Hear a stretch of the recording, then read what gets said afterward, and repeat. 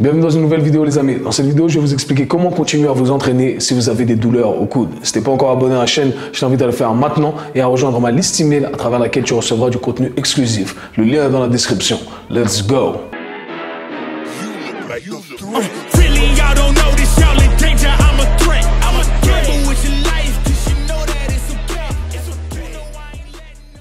J'ai décidé de faire cette vidéo car il y a quelques mois de cela, j'ai commencé à développer des douleurs au niveau des tissus les plus profonds du coude et également au niveau des extenseurs du poignet. Au début, ce n'était pas un problème, mais à la longue, c'est devenu vraiment problématique. Je sais que c'est très commun chez plusieurs athlètes que j'ai pu aider moi-même et c'est également commun chez plusieurs pratiquants de musculation et pratiquants de calisthenics. Vous avez sûrement déjà entendu parler du tennis elbow ou du golfer's elbow.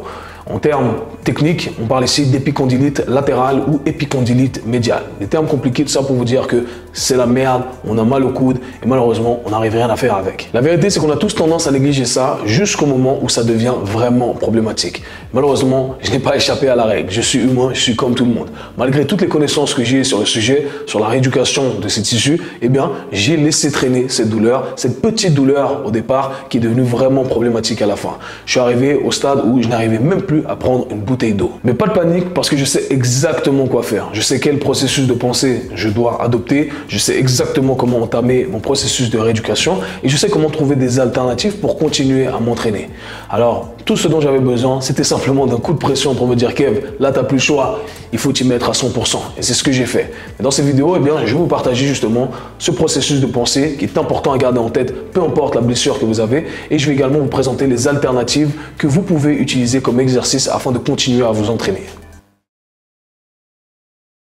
La première chose à garder en tête est que, en général, lorsqu'on commence à avoir mal au niveau des tissus les plus profonds d'une articulation, eh bien, c'est qu'on a négligé le travail direct qu'on devait faire sur cette articulation. Et bien entendu, le corps va faire en sorte de vous rappeler que vous avez négligé tout ça. En l'occurrence, c'était mon cas. Je n'avais pas fait de travail de mobilité axé sur mon coude avec consistance et avec un sérieux particulier pendant un long moment. Alors bien entendu, qu'est-ce qui va se passer? Je renforce toutes les structures autour de mon coude, mais les tissus les plus profonds de mon coude ne sont pas entraînés à devenir plus résilients, à devenir meilleurs, à produire plus de charge et à absorber plus de charge. Alors ce qui se passe, c'est qu'on crée un écart entre ce que les tissus voisins peuvent produire et peuvent absorber et ce que ces tissus-là peuvent produire et absorber. Et plus cet écart est grand, et bien plus ça nous met à risque. Et bien entendu, quand on crée un fossé beaucoup trop grand, et bien au bout d'un moment, la blessure arrive. Pensez à ça comme si vous changiez les pneus de votre voiture. Et au lieu de changer les 4 pneus de votre voiture, eh bien, vous décidez de ne changer que 3 pneus à chaque fois. Donc, vous remplacez ces 3 pneus, mais le pneu gauche avant, eh bien, vous le laissez tel qu'il est. Eh bien, s'il lâche, il n'y a rien d'étonnant. C'est parce qu'on l'a négligé. On n'a pas fait en sorte de remettre des nouveaux pneus de qualité. C'est exactement pareil pour le corps humain. On doit envoyer un signal à son corps pour que le corps puisse produire, recréer du tissu de meilleure qualité. Deuxième chose à garder en tête est que lorsque vous vous blessez, la pire des choses à faire est de ne rien faire, de rester passif et de se reposer. Alors je sais que beaucoup vont vous proposer de vous reposer, de mettre de la glace, appliquer de la crème sur les zones douloureuses, prendre des anti-inflammatoires, faire de la cryothérapie, faire des massages, etc. Un tas de trucs qui au final ne vont pas vous servir à grand chose. Un tas de trucs qui, pour être honnête avec vous, et très transparents, qui sont complètement inutiles. Pas inutile dans le sens où ça peut réduire la douleur temporairement, mais inutile dans le sens où ça ne va pas créer de meilleurs tissus, ça ne va pas remplacer les pneus si on utilise la même métaphore que j'ai utilisée précédemment. Donc si vous travaillez avec un professionnel du sport et de la santé qui vous recommande du repos, de la glace, de ne rien faire, eh bien virez-le. Malheureusement, cette personne ne sait pas de quoi elle parle. Ce que vous voulez faire à la place, eh bien, c'est travailler spécifiquement sur des tissus qui posent problème en y appliquant de la charge progressivement. En effet, le corps n'aime pas, lorsqu'on est passif, le corps a besoin d'un signal pour créer une nouvelle adaptation. Et ce signal, eh bien, c'est un signal de force. On doit appliquer de la force sur nos tissus pour que ces derniers deviennent de meilleure qualité. Pour que le corps se dise, ok, là, je dois créer du tissu de meilleure qualité.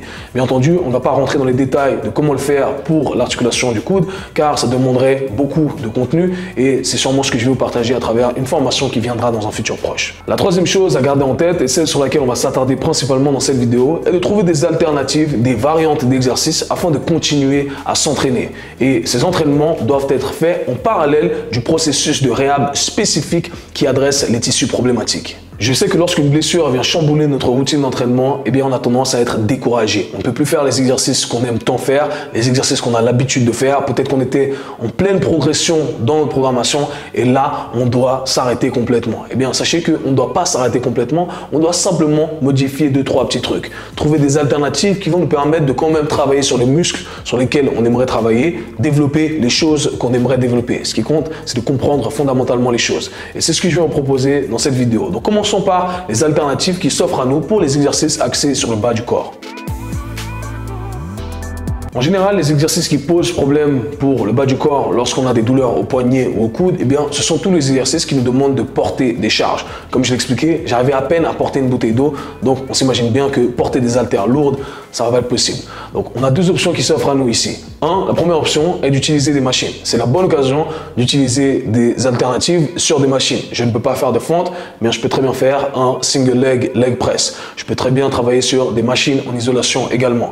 La deuxième option qui s'offre à nous, eh bien, c'est tout simplement de placer son poids différemment de façon à ne pas engendrer plus de douleur. Donc, au lieu d'utiliser des haltères sur le côté, eh bien, je vais utiliser ma position back rack avec mes fentes, avec mes back squats, peu importe, ou alors front rack en fonction de ce qui vous convient et ce qui n'aggrave pas la douleur. Parlons maintenant des exercices axés sur le haut du corps. Bien entendu, lorsque on est limité au niveau de ses coudes, de son grip, eh bien, tout ce qui tourne autour des exercices où on pousse, des exercices où on tire, ça peut être problématique. Le meilleur outil que vous puissiez utiliser pour ce genre de blessure, eh bien, c'est d'utiliser un strap de cheville et une machine à câble. C'est sincèrement le meilleur outil que vous puissiez utiliser. Alors, on va essayer de décomposer tout de la manière suivante. On va commencer avec les exercices de poussée horizontale. Alors, les exercices de poussée horizontale, à défaut de pouvoir utiliser des haltères, on va utiliser un strap et l'idée ici, c'est de comprendre l'action musculaire des muscles qu'on cherche à développer. Si on pense pectoraux, quelle est l'action des pectoraux? Eh bien, c'est de ramener son numérus,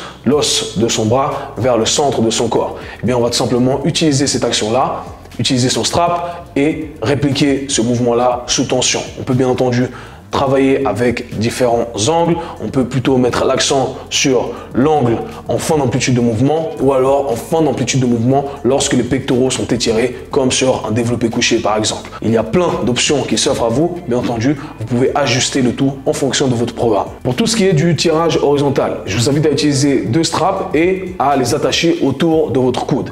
C'est un très bon outil qui vous permettra de mieux recruter la musculature du dos que vous devriez recruter quoi qu'il en soit lorsque vous faites du tirage horizontal. Et c'est vrai qu'on a tendance à compenser avec ses biceps. On est en train de tirer, mettre plus de pression au niveau de l'articulation du coude et pas vraiment en train d'engager son articulation scapulo-thoracique et qui est de ramener son omoplate vers l'arrière et de recruter donc sa musculature du dos. Donc c'est un très bon outil quoi qu'il en soit au-delà de la blessure. Donc ici, j'attacherai mes straps au niveau de mon coude et je fais mon tirage et je me focalise vraiment sur le fait de recruter ma musculature du dos. Maintenant, pour tout ce qui tourne autour des exercices de poussée verticale, eh bien, on va appliquer le même principe. Si je prends l'exemple des levées latérales, un exercice que j'affectionne particulièrement avec le strap, eh bien, je peux tout simplement me positionner près de la poulie et faire mes levées latérales chargé en fonction de l'angle que je cherche à viser. Ça me permet d'éviter des compensations au niveau des poignets et de me concentrer vraiment sur les tissus que je cherche à développer, en l'occurrence ici les deltoïdes latéraux. Finalement, parlons du tirage vertical et pour ce faire, je vous propose deux options. La première option qu'on va choisir va nous permettre de travailler sur le plan sagittal, donc penser cette direction, et la deuxième option sur le plan frontal. C'est ce qui va nous permettre de viser des lignes de tissu légèrement différentes. Pour la première variante, je vous propose un straight arm lat pull down, donc un tirage avec bras tendu. On utilise notre strap au niveau du poignet et on ramène notre bras vers le bas en cherchant vraiment à recruter sa musculature du dos, en cherchant vraiment à engager ses dorsaux, à ramener son omoplate également vers le bas. Okay? Très bonne variante, vous allez vraiment kiffer ça. La deuxième alternative ici que je vous propose, eh bien, c'est de penser à mimer une traction. Donc, lorsqu'on fait une traction avec un grip large, on ramène ses coudes vers l'extérieur, eh bien, on va faire exactement la même chose, mais on peut le faire avec le bras tendu. Donc, je vais utiliser mon strap et je vais tout simplement ramener mon bras vers le bas, utiliser exactement la même action de façon à viser différentes lignes de tissu que je ne viserai avec la première variante proposée. Donc, voilà les amis, quelques variantes que j'ai personnellement utilisées qui m'ont permis de continuer à m'entraîner et de muscler les tissus que j'avais envie de développer. Vous voyez, il ne faut pas être fataliste, il y a plein d'options qui s'offrent à nous. Donc conclusion les amis, ce que vous voulez retenir dans cette vidéo, c'est qu'il faut continuer à vous entraîner malgré la blessure. Et il faut, comme je l'ai dit auparavant, faire votre programme de rééducation en parallèle des alternatives que vous avez trouvées pour continuer votre programme de musculation, votre programme en salle de fitness. Les deux peuvent être mélangés au sein d'une même session ou alors vous pouvez tout simplement exécuter les deux des jours séparés. Personnellement, j'ai suivi exactement toutes les règles que je viens de vous proposer, les alternatives que je viens de vous proposer et en l'espace de 2 mois, eh bien, j'ai pu retrouver une activité normale. Je peux refaire tous les exercices que je faisais auparavant et le travail continue. Et si je devais donner un dernier conseil, c'est que la rééducation ne s'arrête pas lorsqu'on a plus mal. Ce qu'on aimerait faire, eh bien, c'est rendre ces tissus qui étaient problématiques encore plus résilients. On veut créer une marge de sécurité. Donc ce que j'avais auparavant, ce n'était pas assez. Je ne veux pas revenir simplement là où j'étais avant. Je veux rendre le tout de meilleure qualité. De cette façon-là, je ne me retrouverai pas dans la même position dans laquelle j'ai été. Donc voilà les amis, j'espère que cette vidéo vous aura plu. Si c'est le cas, n'hésitez pas à lâcher un petit like. Si vous avez des questions, lâchez tout ça dans les commentaires. Nous, on se voit /parle très bientôt. Peace!